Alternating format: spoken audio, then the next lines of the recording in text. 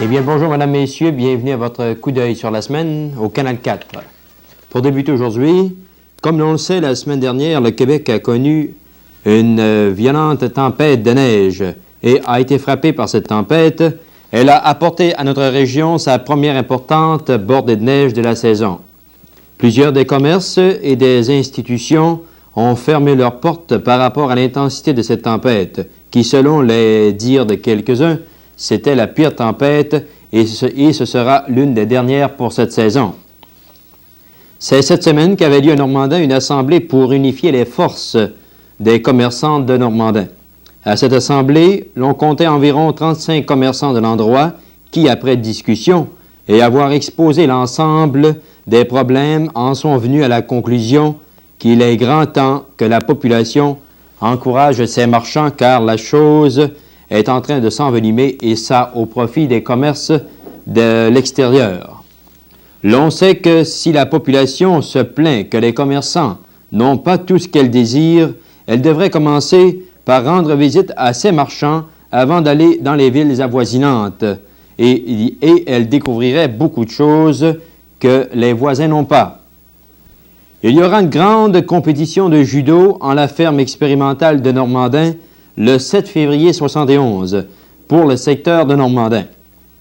Ce sport, qui est un loisir sain et qui est en train de faire son chemin à Normandin, car déjà des professeurs qualifiés dispensent de cours qui sont vraiment appréciés de la population. Il y aura des jeunes de 5 à 17 ans. Des trophées et des médailles seront remis aux champions. Il y aura au-delà de 100 compétiteurs. Et à bien prendre note que c'est à la ferme expérimentale le 7 février 71 à 2 heures de l'après-midi. Les autorités du Canal 4 tiennent à remercier publiquement M. Claude Delorme de son magnifique travail au sein de l'équipe du poste de télévision communautaire du secteur de Normandin. L'on sait que M. Delorme est parmi nous depuis le mois de septembre dernier et a accompli un travail ardu. Ce spécialiste de l'ONF a su par ses conseils à faire bâtir par la population du secteur un poste de télévision communautaire digne de sa population. Donc, un gros merci à M. Delorme et au revoir. La localité de Normandin recevra dans sa salle de l'Hôtel de Ville le 31 janvier à 2 heures le député fédéral C.A. Gauthier qui invite tous les hommes, femmes et jeunes gens au grand forum de l'année. Venez poser toutes les questions désirées sur le Parlement d'Ottawa et les politiques fédérales. Venez exprimer votre opinion sur le travail de votre représentant et lui apporter des suggestions constructives. Un avis est lancé à tous les cultivateurs de se rendre à cette assemblée en ce qui concerne les industries laitières. Les affaires culturelles nous proposent pour cette année un magnifique programme. En premier lieu vient les photos du Canada. Exposition de photos pigées et primées à travers le Canada, soit 150 œuvres de 53 artistes différents, du 23 janvier au 1er février 1971 à l'école secondaire de Normandin. L'entrée est libre au grand public de 7h à 10h tous les soirs. En deuxième lieu vient Profil d'artistes. Exposition de peinture, œuvres de 21 artistes de la Gaspésie et du Bas-Saint-Laurent, du 27 janvier au 1er février 1971. À l'école secondaire de Normandin, l'entrée est libre au grand public de 7h à 10h tous les soirs. En troisième lieu vient Sous d'autres cieux, exposition de photos primées à travers le monde entier. Cette fois, 25 pays y sont représentés par 28 artistes. Du 17 au 22 février 1971, en école secondaire de Normandin, l'entrée sera libre au grand public de 7 à 10 heures tous les soirs. En quatrième lieu, les marionnettes de Montréal, dans un conte des frères Grimm, Hansel et Gretel Music, tiré de l'opéra Hansel et Gretel d'Emperding au cinéma Le Foyer de Normandin le 31 janvier à 1h30. L'entrée sera de 50 sous. En cinquième lieu vient la troupe de théâtre Arabesque de Montréal. Théâtre pour enfants présenté, je dis bien, le 13 mars 1970 à 1h30 p.m. L'entrée sera de 50 sous. À venir, des programmes qui viendront ultérieurement, je dis bien, l'orchestre de Paul Guéritz, orchestre de Gérard Hébert, le monologuiste Jean Loup et bien d'autres. Eh bien, le comité des affaires culturelles vous souhaite un bon plaisir avec ce magnifique programme. Le Théâtre Le Foyer de Normandin présente un programme spécial de 4 soirs et qui sont réservés pour toute la population et pour toute une fin de semaine, à compter de vendredi et ce jusqu'à lundi inclusivement. Voyez Destination Zebra Station Polaire, film à grand déploiement en scope couleur avec Rock Hudson, et c'est l'histoire d'une guerre simulée entre Américains et Russes au pôle Nord. Voyez également comme complément de programme Espion en hélicoptère, un film en scope couleur, film d'action avec Robert Vaughn et David McMillan, les deux légendaires héros qui personnifiaient Napoléon Solo et Colin Hockin dans la série télévisée intitulée Les Agents très spéciaux. Un programme à ne pas manquer de vendredi à lundi. Eh bien maintenant, voici les prévisions météorologiques. La température se maintiendra au-dessus de zéro cette semaine. Le temps restera clair, aperçu pour samedi et dimanche. Minimum et maximum 0 et 30 au-dessus de zéro.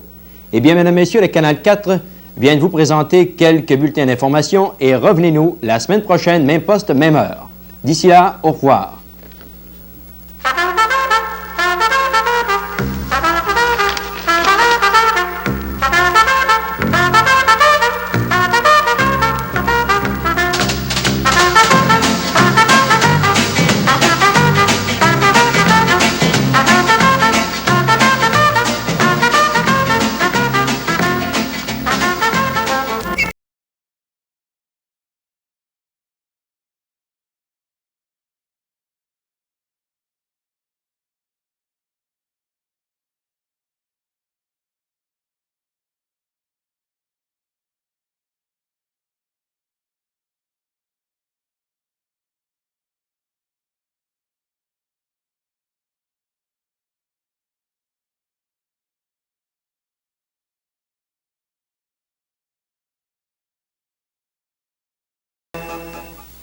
Bonjour à tous.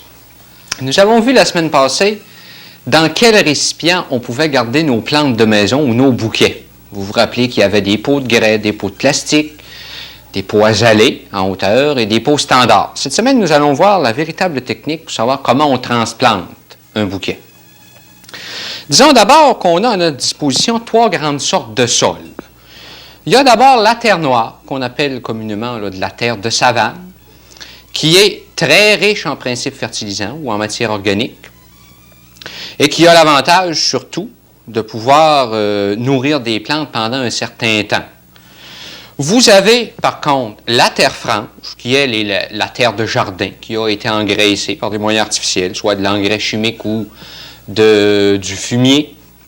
Et vous avez finalement le sable. Le sable qui, lui, a la particularité de garder très peu d'eau et d'être très peu riche en éléments fertilisants. Alors, on peut se demander une question.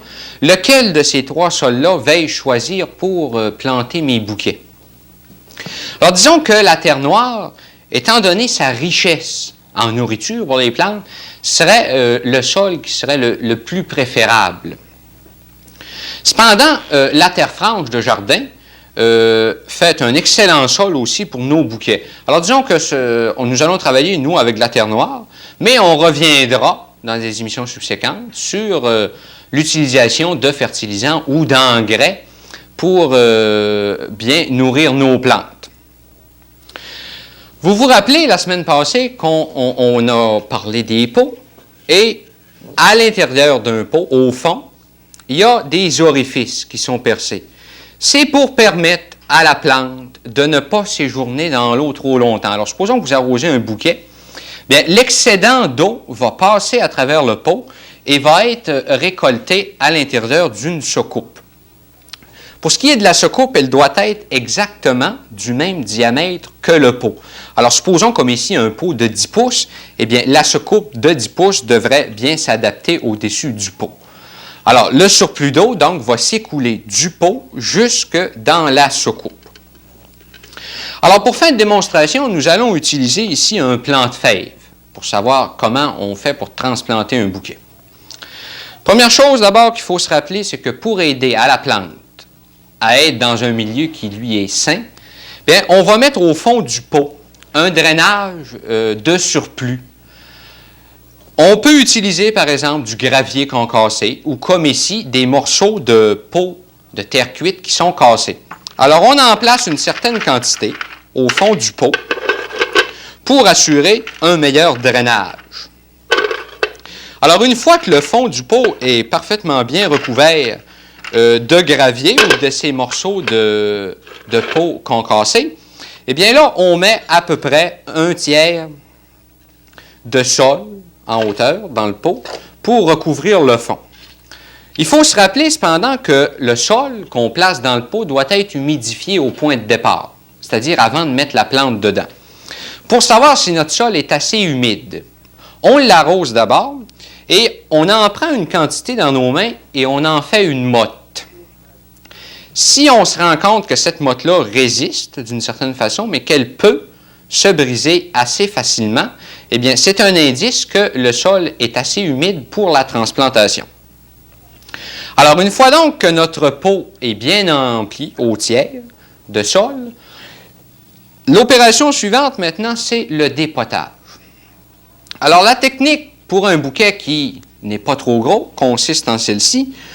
Vous placez la main ou les doigts de chaque côté de la tige, comme ceci, pour couvrir à peu près toute la surface dessus du pot. Ça va de soi que si vous êtes dans un pot de 14 pouces, eh bien à ce moment-là, vous utiliserez un couteau pour faire le tour, en essayant de ne pas briser les racines, et là, vous le retournerez à l'envers. Alors ici, on se place la main donc autour de la tige, on reverse le pot à l'envers, et là, on vient le cogner sur le bord d'une table, comme ceci, et on obtient notre plant qui est sorti du pot avec tout son système radiculaire. On le place maintenant dans le pot où on a placé un peu de sol au fond. Il y a une question maintenant qui peut se poser. À quelle profondeur on doit mettre notre plant? Bien, il y a ceci de particulier. Sur un plant, il faut se rappeler qu'on a deux grandes parties, disons, la tige et les racines. Alors, le joint entre la tige et les racines, ici, c'est ce qu'on appelle le collet. Alors, le collet doit être environ 1,5 pouce à 1 pouce plus creux qu'il était avant dans le premier pot. Alors, une fois donc qu'on a placé notre bouquet, on se rend compte de la hauteur qu'on doit le placer. Alors, on emplit notre pot maintenant avec le sol qu'on a choisi. Alors, vous pouvez aussi bien vous servir de vos mains que de vous servir d'une spatule comme j'utilise ici. Alors, vous emplissez le pot en ayant soin d'en mettre tout le tour pour pas qu'il y ait de vide à l'intérieur du sol, ce qui pourrait causer la mort des racines parce que les racines, à ce moment-là, manqueraient de contact avec l'humidité et risqueraient de sécher. Alors, une fois que vous avez mis du sol dans votre pot, vous devez maintenant bien le fouler pour que la terre adhère bien aux racines. Alors, après avoir foulé, vous pouvez vous rendre compte que la terre a nécessairement baissé. Vous en remettez d'autres et vous avez soin, cependant, de vous laisser quand même une marge au bord du pot qui est d'environ de 1,5 pouce pour qu'au moment où vous arroserez, bien, l'eau ne s'écoule pas en dehors du pot. Alors, il y a un petit point qu'il faut se rappeler, c'est qu'au moment où on plante nos bouquets, on doit éviter autant que possible de presser le sol tout près de la tige pour ne pas risquer de causer de bris. Alors, vous appuyez sur le sol tout le tour de la tige en évitant justement de risquer de briser la tige en vous approchant trop près. Alors, le pot en question maintenant est mis dans une soucoupe et là, on va l'arroser à nouveau. Pourquoi on l'arrose à nouveau? Vous allez me dire, le sol, tantôt, il était humide. D'accord. Mais il faut se rappeler qu'au moment de la transplantation, on a pu briser le système radiculaire de la plante. Mais par contre, le feuillage, comme on l'a vu la semaine passée, va transpirer autant. C'est-à-dire qu'il va rejeter autant d'eau. Alors, il y a un déséquilibre qui se crée, si vous voulez, entre le système radiculaire qui peut être brisé et la plante, le feuillage de la plante qui, lui, transpire. Alors, les premiers jours, on doit donc arroser abondamment pendant peut-être la première semaine. Et en même temps qu'on fait l'arrosage, il faut se rappeler les conditions de la semaine passée, cette plante-là a besoin de lumière. Disons que les 2 ou 3 premiers jours, il n'est pas nécessaire de l'exposer au gros soleil. On peut le placer dans un endroit où il y aura une certaine quantité de lumière sans être le soleil direct pour justement réduire au minimum cette transpiration du feuillage.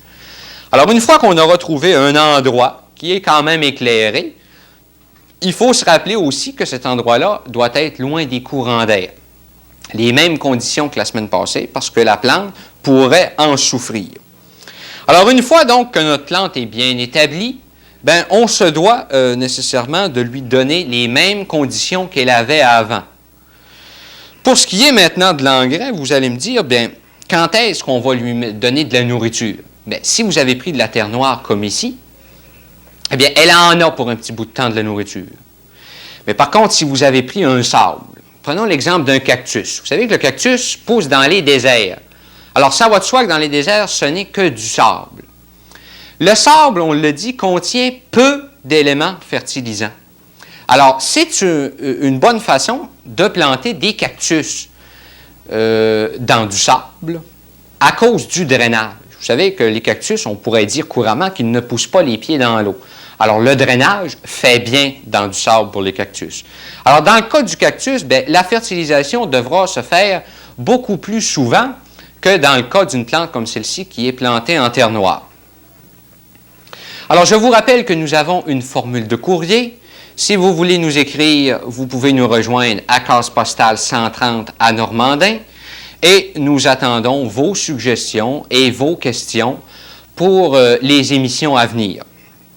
Alors, je vous souhaite une bonne semaine et je vous invite à la prochaine émission de Œillet et Chrysanthème. Bonjour.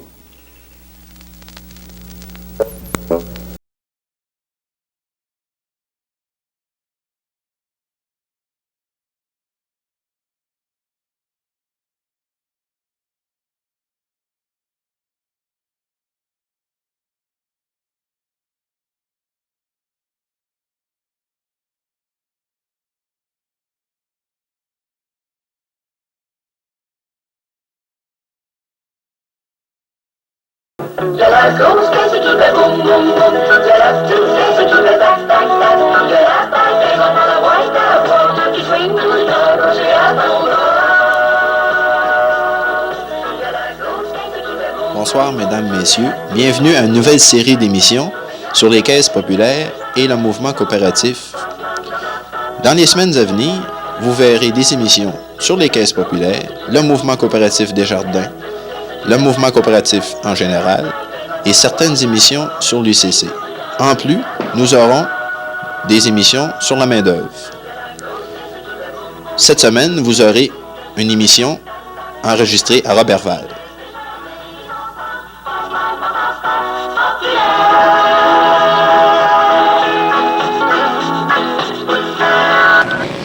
Le service de l'éducation de l'Union régionale des caisses populaires a choisi 3 sujets de conférence qui, nous l'espérons, vous permettront de poser des gestes concrets dans votre milieu respectif. La conférence de ce soir, qui a pour titre « La pauvreté, défi de toute la population », nous permettra de connaître certains problèmes de l'heure de notre population. Hier, c'était la même chose. Je tiens à vous dire que je suis bien heureux de me retrouver ici. Et je remercie vraiment ceux qui ont eu cette amabilité de m'inviter et de me permettre, évidemment, de parler d'un sujet dont je suis intéressé depuis déjà assez longtemps. C'est sûr que je ne prétends pas, en tout cas ce soir, vous dire des choses bien nouvelles, si ce n'est de réfléchir avec vous sur un problème qui caractérise notre société moderne, qui caractérise tout le continent nord-américain. C'est pas particulier, rien qu'au Québec. Et disons de réfléchir ensemble, peut-être pour mieux comprendre, pour mieux sensibiliser à un tel problème. Des heures difficiles. Raison de plus pour ne pas perdre la tête et examiner ensemble, aussi rationnellement et aussi sereinement que possible, l'envergure de certains problèmes sociaux et économiques, leur origine récente et lointaine, et les solutions qui nous semblent les plus valables. Quelles sont nos responsabilités d'hommes face à ces problèmes? Quelles sont nos responsabilités de citoyens, appelés à jouer un rôle dans notre milieu, dans notre ville, dans notre région, dans notre province? Et l'homme que j'ai rencontré hier et avec qui j'échangeais au sujet de ses préoccupations ajoutait, lui qui se relevait d'une crise cardiaque, il disait nos responsabilités de chrétiens dans tout cela. Qui pourra en effet, au soir de sa vie, compartimenter ses responsabilités et de la façon dont il les a exercées. Nous sommes en définitive solidaires les uns des autres. La justice et la charité nous le commandent. Nous n'avons plus le choix.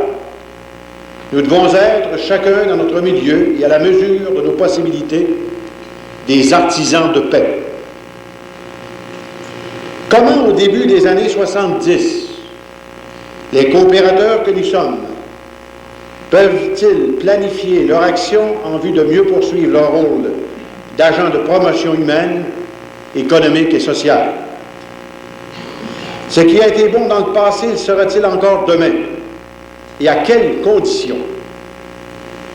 Quel apport pouvons-nous attendre du potentiel de créativité et de dynamisme des jeunes adultes qui assureront notre relève et pour qui, en fin de compte, nous avons constitué notre patrimoine actuel? Voici ce qu'ils disaient, les évêques en 1968, quant au nombre de pauvres. Le scandale de la pauvreté et de l'injustice dans le monde est flagrant. 20% de la population dispose de 80% des richesses du globe. Le Canada lui-même, avec ses immenses ressources, est loin de présenter une image réconfortante à ceux qui ont soif de justice et de dignité humaine. Tenez bien, un Canadien sur 3 vit socialement, économiquement, politiquement et culturellement en marge de la vie de la communauté canadienne. La présence d'un si grand nombre de pauvres est une preuve que notre économie ne fonctionne pas comme elle devrait. Qu'une large part de la population soit ainsi tenue à l'écart de la vie économique et politique, en plus d'entraîner l'affaiblissement de notre existence collective, rend encore plus difficile toute tentative de déraciner la pauvreté et de l'éliminer. Et si ce sont là les conséquences passives résultant d'un état d'aliénation, il y en a d'autres plus bruyantes et auxquelles les gens bien pensants sont plus sensibilisés parce qu'elles les dérangent davantage. Ce sont les mouvements de contestation, et on connaît ça depuis un certain temps, de manifestation, de vandalisme et le reste. Il ne faut pas croire que la protestation sera toujours passive, la frustration toujours refoulée. Nouveau pouvoir, c'est toujours la commission épiscopale qui parle. Pour nous, cela veut dire la possibilité pour les sans pouvoir, les démunis, les laissés pour compte, ont 25%, de se donner une voix, de dire leur insatisfaction et leurs aspirations et de dialoguer avec les détenteurs traditionnels du pouvoir. Nouveau pouvoir. Enfin, cela veut dire pour nous que l'exercice de l'autorité se conçoit désormais comme un esprit de service et non comme la possession d'une puissance qui permet de dominer, d'écraser, de contrôler et d'asservir. Cela nous semble une prise de position non équivoque de la part d'une institution hiérarchique dont on dit souvent fort gratuitement qu'elle est absente aux problèmes de notre temps.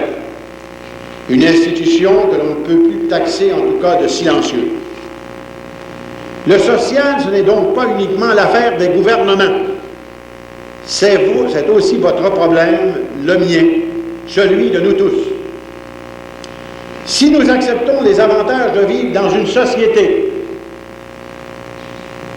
il nous faut aussi assumer les responsabilités inhérentes de la vie de cette société. En acceptant de vivre en société, on accepte les avantages, mais aussi les inconvénients, et on doit se rendre solidaire des deux points de vue. C'est une responsabilité collective. Nous n'avons jamais eu le droit de subordonner les intérêts particuliers au bien commun.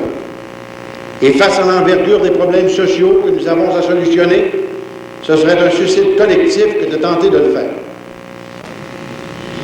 Il nous faut agir et agir plus vite qu'on ne l'a fait dans le passé. Et je vous donne des exemples. Je vais vous donner des exemples qui peuvent expliquer en partie les grands malaises qui actuellement affligent le Québec. Je vais vous donner des exemples. Le problème de l'habitation, le problème de la rénovation urbaine, ça vous touche peut-être moins dans une région comme ici. On parle de ça depuis au-delà de 30 ans. Pendant la guerre, en 40-41, on parlait de rénovation urbaine.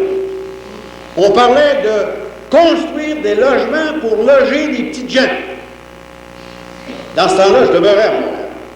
En 1943 ou 1944, on a réalisé une chose, le plan d'Auzois, les habitations Jeanne-Mance. Je pense que plusieurs personnes qui ont vu ces bâtiments-là à Montréal.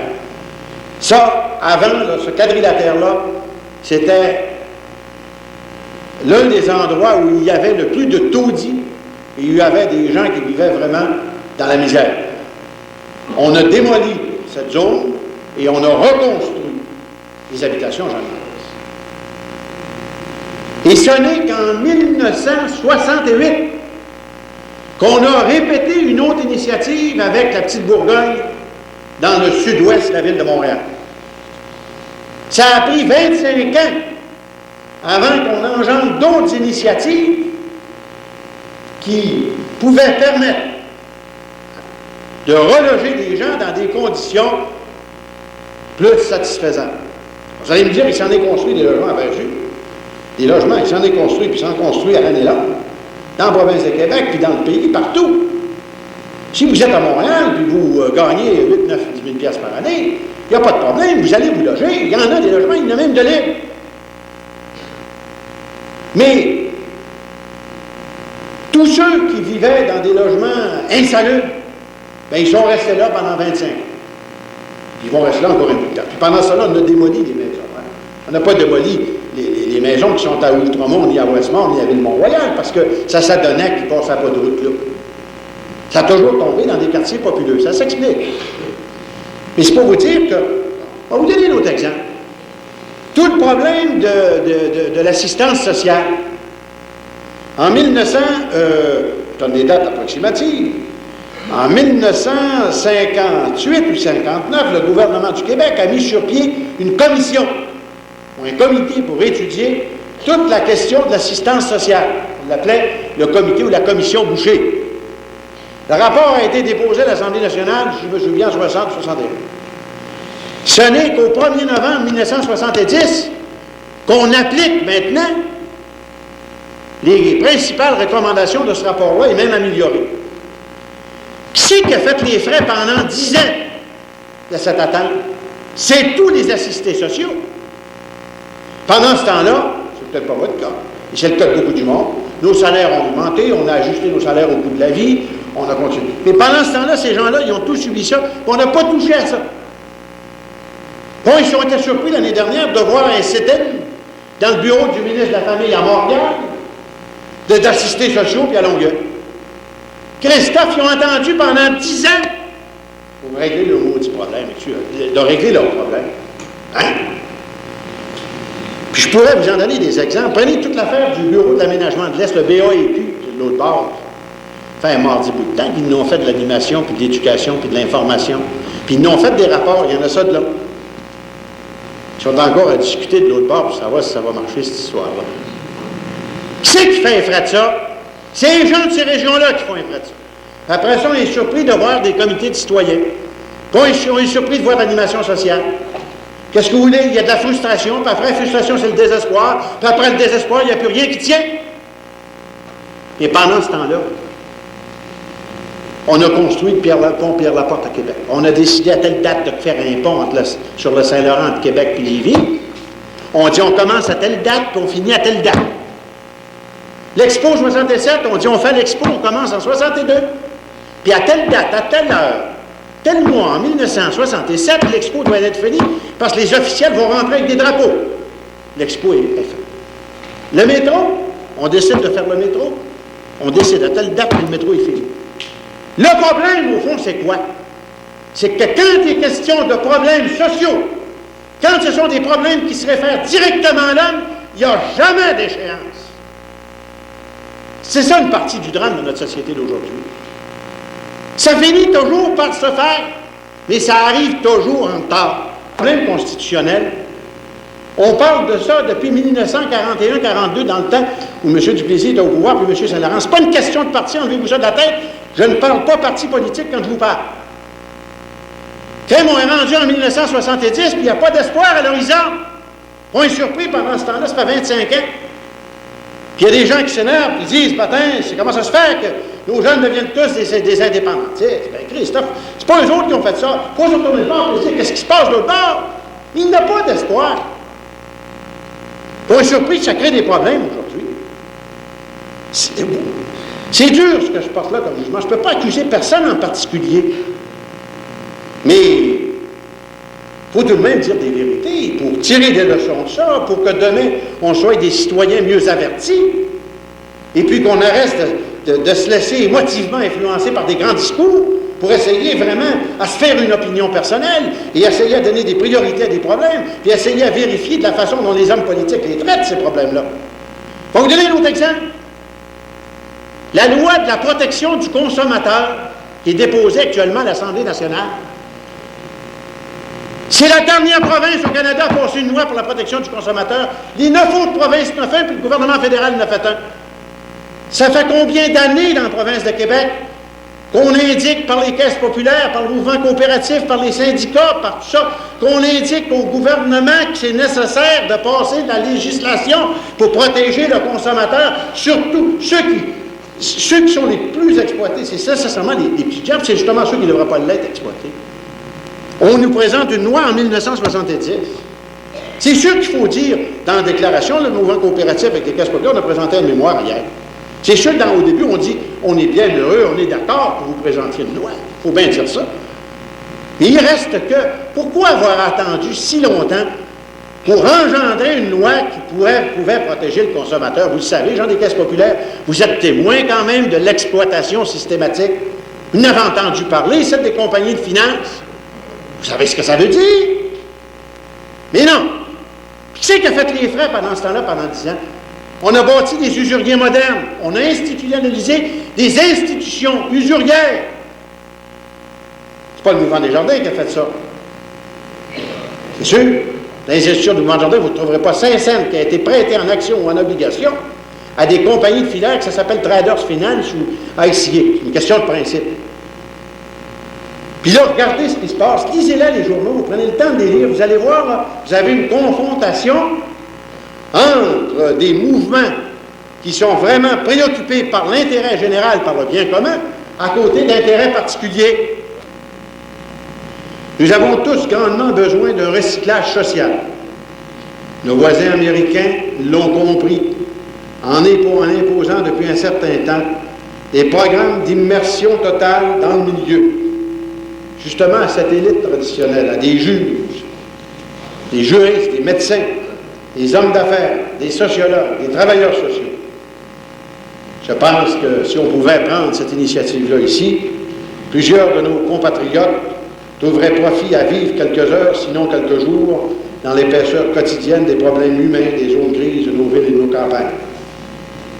Une telle forme de recyclage susciterait, certes chez nous, des changements de mentalité, d'attitude et peut-être de style de gestion.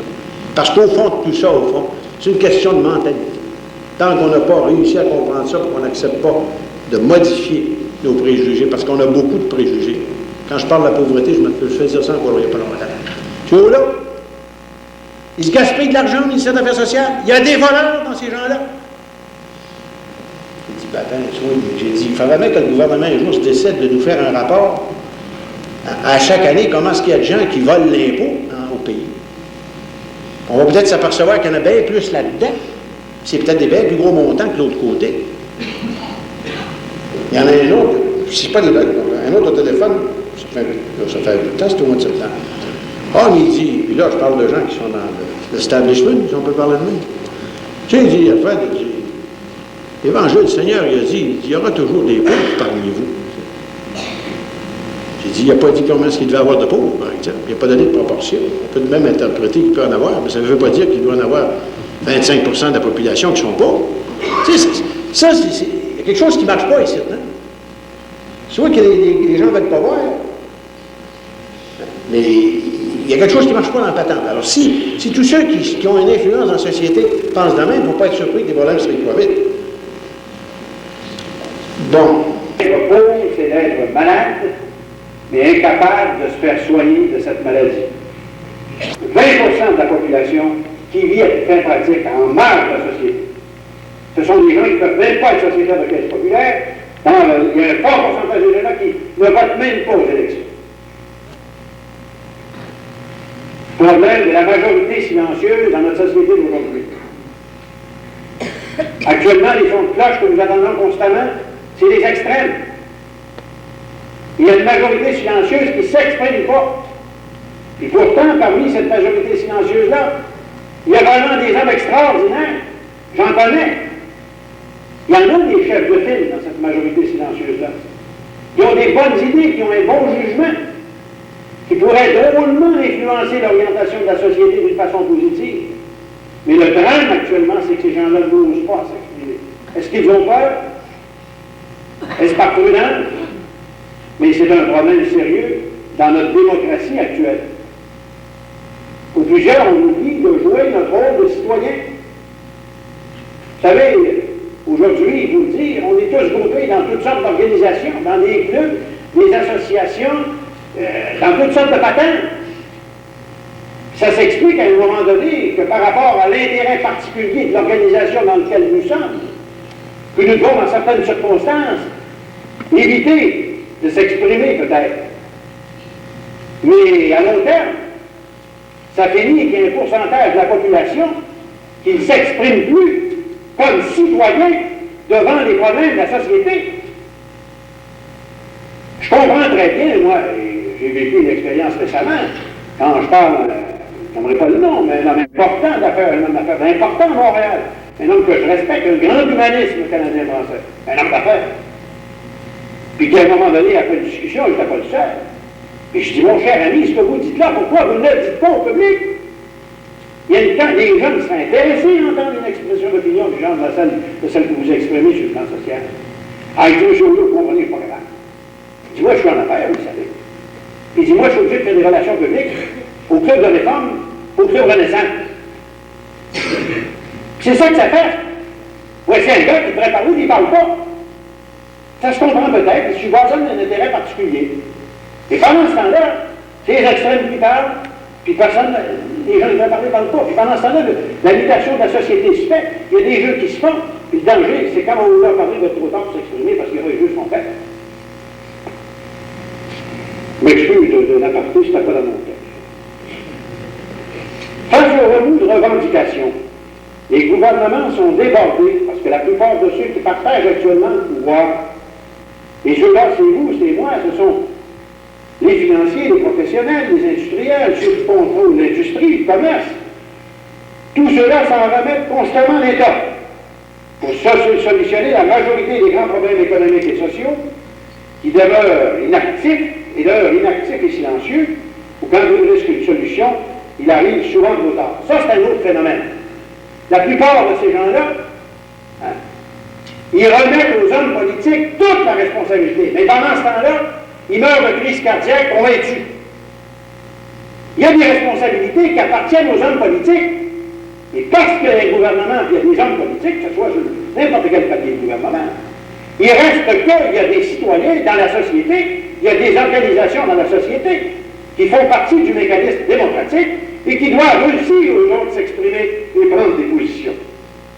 Le mouvement coopératif du Québec actuellement, le moment approche où il devra faire un virage. Ce que j'entends par virage, j'entends un virage qui veut que la population retrouve d'une façon claire et nette au niveau du mouvement coopératif, ne parlez pas des syndicats, mais retrouve, que ça soit bien identifié, une préoccupation qui se réfère vraiment aux problèmes sociaux, aux problèmes économiques.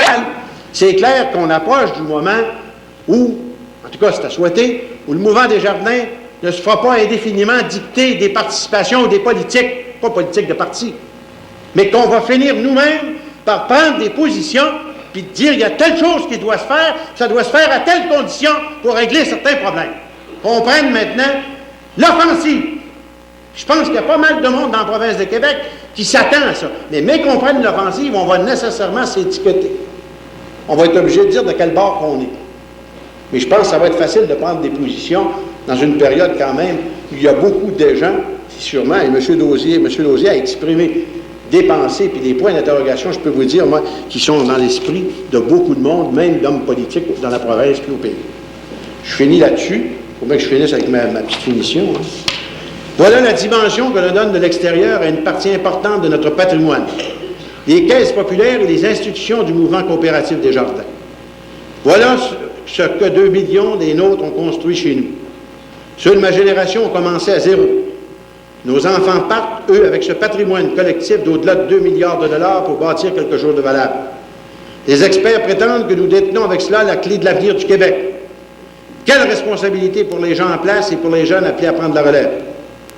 Et dans le journal Ensemble, je ne l'ai pas écrit, mais j'avais l'occasion de parler à l'Assemblée annuelle de l'Union régionale de Montréal il y a 3 semaines, et j'exprimais l'idée suivante, à mon avis, le mouvement coopératif au Québec. C'est quelque chose, le mouvement coopératif au Québec. C'est au-delà de 3 milliards de dollars d'actifs qui sont quand même contrôlés par au-delà de 2,5 millions de personnes. C'est un patrimoine entièrement québécois, dont le centre de décision est au Québec, il n'est pas à l'extérieur. Et je pense qu'aujourd'hui, on peut penser, encore une fois, je le répète, à jouer un rôle très positif et très dynamique sur le plan des intérêts collectifs de la communauté québécoise. Moi, j'appelle ça la 3e force au Québec. L'État, c'est bien clair, c'est une force importante, c'est le moteur. Puis il y a l'entreprise capitaliste qui est là, mais je dis qu'on a une 3e force économique et sociale. Là, on joint l'État, mais on ne joint pas l'entreprise capitaliste. Et je pense que même si c'est marginal par rapport aux grands empires financiers au pays, il reste qu'il est important, non pas rien que par les capitaux qu'on contrôle et qu'on possède, mais il est important aussi par la participation de la population.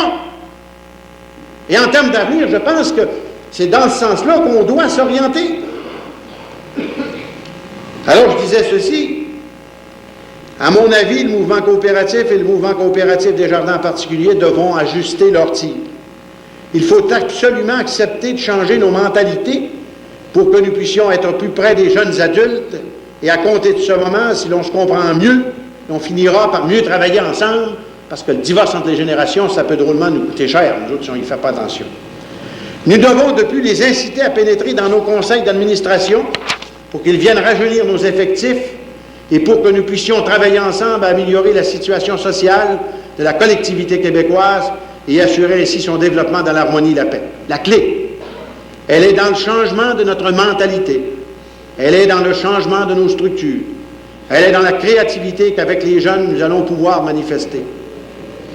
La clé, elle est aussi dans une forme de retour aux sources spirituelles, on n'en parle pas souvent de ça, qui répondra davantage à notre soif commune d'absolu et si bon. Merci.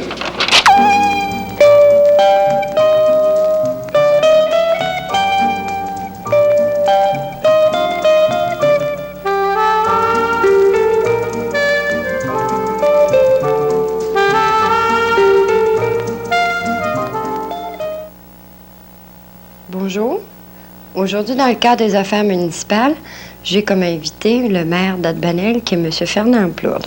Bonjour, M. Plourde. Bonjour, mademoiselle. Sans plus tarder, M. Plourde, quelles sont les prévisions budgétaires pour Adbanel pour l'année 71? Mademoiselle Boivin, il me fait plaisir de venir ce soir à Normandin pour vous parler justement de notre municipalité, Albanel. Notre budget pour 1971, il se situe cette année aux environs de 45 000 $, qui peut être réparti comme ceci. Ça veut dire quoi? 35 000 pièces de revenus sur le revenu général. Il y a 15 000 pièces de revenus d'aqueduc. Et ensuite, nous avons cette année un revenu additionnel de 5 000 $, revenu égout. Alors, c'est la question, il m'a fait plaisir qu'elle me soit posée, car surtout les égouts, cette année, les gens d'Albanel et de Normandin ont eu l'occasion de passer sur nos chemins, et la raison est bien simple, c'était par rapport qu'on était dans les égouts. L'inauguration officielle de ce nouveau système d'égout a été faite au mois de décembre dernier. Est-ce que vous pourriez nous en parler un petit peu? Justement, nous avons eu l'inauguration officielle de nos égouts au mois de décembre l'an passé, là, en 1969. 70 plutôt. Et nous avons un réseau d'égouts, franchement parlé, qui est très, très parfait pour la municipalité d'Albanel. D'ailleurs, il va très bien, et nous avons un système qui existe peut-être pas trop dans la province de Québec, car nous avons une lagune, et c'est quelque chose que, automatiquement, il y a peut-être un peu, tout près de la ville de Montréal, il y a une municipalité qui a ça, mais à part de ça, dans la province de Québec, ça n'existe pas. Mais avant ce nouveau système d'égout, vous aviez quoi? Nous avions, avant ce système qui est généralisé à la grandeur du village, nous avions 5 à 6 petits réseaux d'égouts individuels que les gens, souvent, ça l'amenait à la pollution. Les cultivateurs alentour perdaient des animaux à cause que la pollution était souvent dans les ruisseaux environnants. Et c'est la raison pour laquelle que le bureau d'hygiène en est venu, qui nous forçait même à faire ce réseau d'égouts. Et avec l'approbation du gouvernement, la municipalité d'Albanel, automatiquement, n'avait certainement pas le moyen de le faire, ce réseau, mais à force de chercher et aller fouiller dans les lois gouvernementales qui existent à l'heure actuelle, nous en sommes vus au point que le gouvernement nous a donné l'autorisation de se mettre en marche, et nous avons convenu qu'Albanel était capable de payer un réseau d'égouts, et le taux est certainement minime pour une municipalité comme la nôtre. Mais de quelle façon qui a été payé ce système? Excusez. Ce système d'égout, mademoiselle, pour vous dire, c'était franchement un succès un peu généralisé par la province de Québec, par la municipalité qui s'est occupée de tout un peu, à nous faire confiance. La province de Québec nous a donné, le gouvernement nous a donné un octroi pour commencer de 67 500 $. Et en plus de cet octroi, nous avons fait un emprunt. Nous avons contracté un emprunt, c'est-à-dire qu'il n'est pas encore contracté, mais l'emprunt que nous allons contracter ces semaines-ci, le gouvernement nous donne encore 30% de l'emprunt à tous les ans, qui veut dire que si nous avons un montant de remboursement de 5 000 ou 8 000 pièces par année, nous aurons 30% de 8 000 pièces, qui fait 2 400 pièces d'octroi à tous les ans pendant une période de 10 ans. Mais vous attendez de la visite, là, cette semaine? Justement, je pense que si vous ne me l'aviez pas fait penser, j'allais l'oublier. J'ai eu un téléphone justement cet après-midi des fonctionnaires du gouvernement qui viennent nous rencontrer pour finir justement cet emprunt que nous devons contracter, et ensuite nous allons embarquer sur le marché des obligations. Et je crois que la Société centrale d'hypothèque et de logement, avec la bonne compréhension des fonctionnaires, va nous donner encore un bon coup de pouce, et je crois même que le montant approximatif que l'on demande à l'heure actuelle peut même baisser aux contribuables. Mais dans le village d'Albanel, qu'est-ce qu'il vous reste à faire comme amélioration? Et comme amélioration, le village d'Albanel, cette année, nous avons fait déjà beaucoup. Nous avons asphalté toutes les rues, excepté la Grande Rue. Je disais souvent aux contribuables, mes amis, faites-vous-en pas. Cette année, nous allons asphalter les petites rues, les secondaires, les avenues, et l'an prochain, c'est l'élection du maire, on va asphalter la Grande Rue. Puis il y a les trottoirs.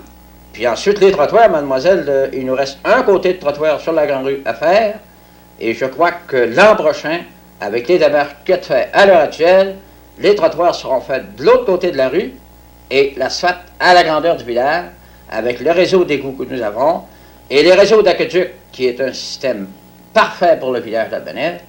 Nous allons être un village automatiquement pourvu de tous les services que la municipalité peut recevoir. Mais en ce moment, quel est l'état des finances à peu près d'Albanel? L'état des finances à Albanel sont très bonnes. D'ailleurs, depuis que je suis maire de municipalité, les taxes n'ont pas augmenté d'un sou. Même de ça, je peux dire aujourd'hui que lors de ma première année à la mairie, nous avions des dettes sur billets payables là, au montant de 15 000 $. Et cette année, il nous reste seulement 6 000 pièces à payer. Et j'oserais vous dire que si c'était pas l'intérêt qu'on tire de notre argent, on a un 20 000 pièces en banque, on pourrait payer nos dettes et nous ne devrions pas un sou. Si on parle un petit peu maintenant de la fusion d'Albanel, c'est pour quand, ça? Oh, la fusion d'Albanel, mademoiselle, je ne sais pas, il y a peut-être seulement moi qui en parle en gros, Albanel, mais je suis convaincu, de ma part, moi-même, je suis pour la fusion. D'abord, deux municipalités contingentes comme les nôtres, ça n'a pas raison d'être qu'on ait deux conseils municipaux dans une même agglomération. Et d'autant plus que ça nous amènerait des dépenses moins fortes en étant regroupés. Surtout deux municipalités comme les nôtres qui pour ainsi dire, on vit dans le même contexte. Mm-hmm. Est-ce qu'il y a des études qui ont été faites sur ça? Les études qui sont faites, c'est peut-être un peu grosso modo. Je n'en parle moi-même, mais je n'entends pas parler Bordeaux. Moi, je suis un homme qui parle peut-être trop haut, je ne sais pas, mais en tout cas, ça ne me gêne pas d'en parler. Je suis pour la fusion de deux municipalités. Mais de là à me fusionner avec plus grand que ça, là je parlerai en temps et lieu. Si vous voulez, on en reviendra sûrement sur ça avec une autre émission. Je vous remercie beaucoup, M. Plourde, de nous avoir rendu visite. J'espère qu'on va avoir l'occasion de vous revoir. C'est tout ce que nous avions à vous présenter aujourd'hui pour les affaires municipales. J'espère que vous serez avec nous la semaine prochaine. Bonjour. L'émission a été faite aujourd'hui grâce à la collaboration de Laval Dallaire, Michel Savignac, Régent Morin, Martial Larouche et moi-même qui vous dit bonjour et à la semaine prochaine.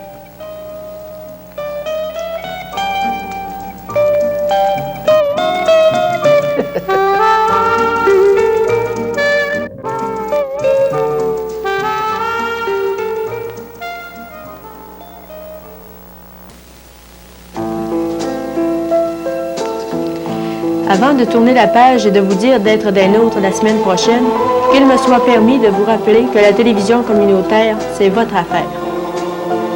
Avis est donc lancé à tous les organismes sociaux, aux différents mouvements, aux corps publics, etc., qu'il leur est possible de s'exprimer sur les ondes du Canal 4 dans les semaines à venir. Il y a des sportifs dans le secteur, il y a des associations dans le secteur, il y a des travailleurs dans le secteur. Pourquoi ne pas vous exprimer? Pourquoi ne pas vous faire connaître à toute la population? Nous attendons que vous songiez à faire une petite émission et nous attendons également votre invitation pour aller enregistrer sur ruban. Nous le répétons, la télévision communautaire, c'est votre affaire. Mesdames, Mesdemoiselles et Messieurs, le poste Le Géant, diffusant sur antenne communautaire au Canal 4, vous remercie d'avoir été des nôtres ce soir et souhaite vivement que la programmation vous a plu. Nous vous invitons à syntoniser le Canal 4 la semaine prochaine à la même heure. Au revoir et à bientôt.